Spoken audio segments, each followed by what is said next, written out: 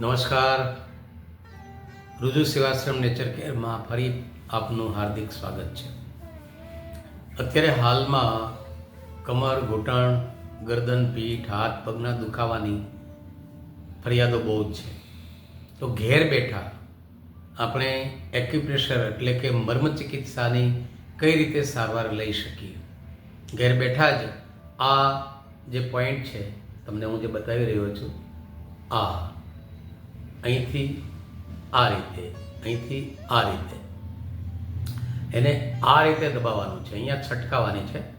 અહીંયા તંતુઓ છે, અહીંયા હજારો તંતુઓ અહીંથી પસાર થાય છે. તો એ તંતુઓ પર આ રીતે આપણે કામ કરવાનું છે.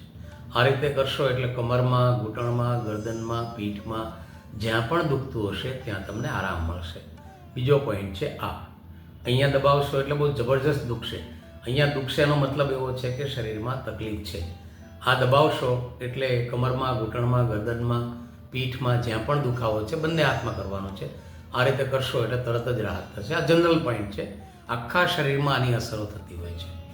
ઘણાને આ પોઈન્ટ મેં સમજાવેલા છે ને એ લોકો અત્યારે એક્યુપ્રેશરના જાણકાર તરીકે નિષ્ણાત બની ગયા છે. ઘણા બધા છે. હું નામ લઈશ તો બહુ મોટી લિસ્ટ થશે એટલે નામ નથી લેતો. એટલે આ જે પોઈન્ટ છે એ પોઈન્ટ જનરલ પોઈન્ટ છે, જાતે દબાવી શકો છો, આનું કોઈ નુકસાન નથી.